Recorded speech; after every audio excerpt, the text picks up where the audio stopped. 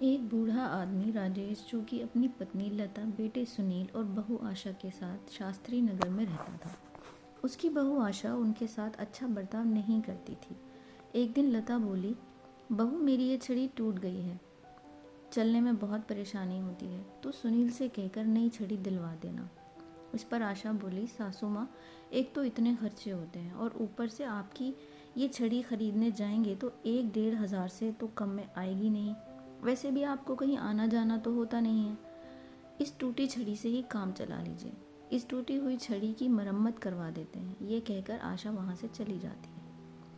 वहीं पर लता के पति आ जाते हैं और वो कहते हैं, तुम क्यों छड़ी के लिए कहती हो? इतने सालों में आशा ने हमारा सम्मान नहीं किया तो आज क्या करेगी? तभी वहाँ पर उनका छोटा पोता रोहित आ जाता है और कहता है कि दादी देखो मैं तुम्हारे लिए क्या लाया हूँ। दादी कहती, क्या बेटा? रोहित, आपकी छड़ी टूट गई थी, इसलिए मैं आपके लिए नई छड़ी लाया हूँ। अब आप ये पुरानी छड़ी छोड़िए और नई छड़ी से चलिए। राजेश और लता एक दूसरे को देखकर मुस्कुराते हैं और मन ही मन ये सोचते हैं कि कम से कम उनका पोता तो उनका सम्मान करता है। एक दिन सुनील अपने पिता के पास आता है और कहता है कि पिताजी, आपने पुराना वाला घर अभी तक क्यों रखा है? हमें उसे बेच देना चाहिए, अच्छे दाम मिल जाएंगे। राजेश, मैं भी तो कितनी बार कह चुका हूँ, मेरे जीते जी वो घर नहीं बिक सकता, वो हमारा पुश्तैनी घर है। सुनील, ओहो, अब छोड़ भी दीजिए मोह माया, कहाँ उस घर के पीछे पड़े हैं। अब आपके पूजा पाठ के दिन हैं। राजेश, घर का मोह नहीं है बेटा, कुछ चंद यादें हैं, उनका मोह है, तुम नहीं समझोगे। सुनील गुस्से से बोला, आपसे तो बात करना ही बेकार है। राजेश और लता अपने बेटे बहू के इस दुर्व्यवहार से बहुत परेशान थे। उनके बेटे और बहू उनके साथ दुश्मनों जैसा व्यवहार करते थे।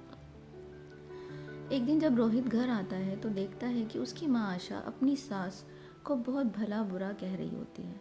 आशा, आप दोनों ने तो हद कर रखी है, बस रोज़ कुछ ना कुछ मांगती रहती हैं। लता, मैं तो सिर्फ ये कह रही थी कि तेरे ससुर जी जो ठंडे पानी से नहाने में तकलीफ़ होती है, इसलिए उनके लिए गर्म पानी कर दिया कर। अगर मेरे हाथ पांव चल रहे होते तो मैं ही कर देती, तुझसे ना कहती।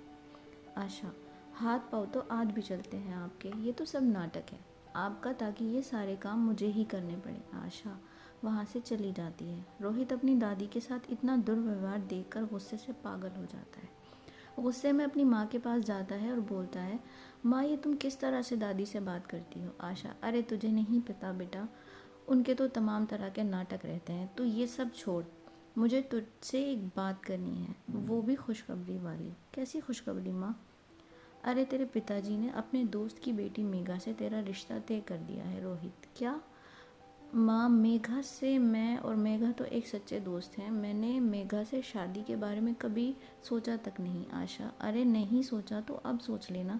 रोहित और मेघा बाहर एक दूसरे से मिलते हैं और बातें कर रहे होते हैं। रोहित, मेघा, हमें पता है कि हम दोनों की शादी होने वाली है, पर मैं तुम्हें एक बात अभी से बता देना चाहता हूँ। मेघा, क्या? रोहित, यही कि मेरी माँ एक अच्छी सास नहीं बनेगी क्योंकि वो एक अच्छी बहू भी नहीं है। मेघा, पर रोहित, मैं तो आंटी को बचपन से जानती हूँ, वो तो बहुत अच्छे स्वभाव की हैं।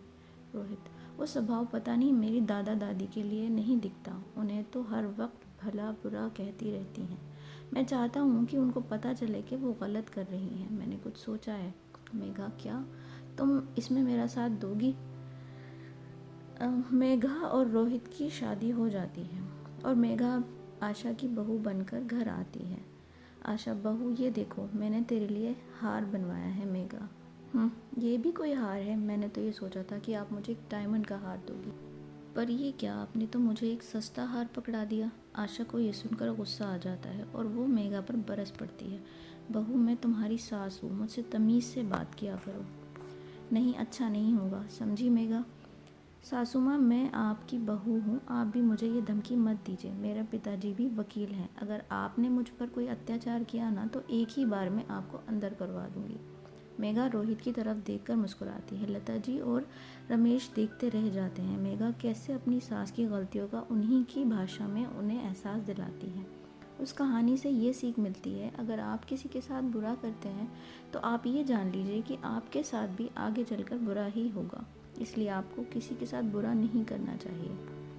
दोस्तों, अगर आपको मेरी कहानी अच्छी लगी हो तो प्लीज़ मेरे चैनल को सब्सक्राइब करें, लाइक करें, कहानी को शेयर करें। Thank you, thanks for watching.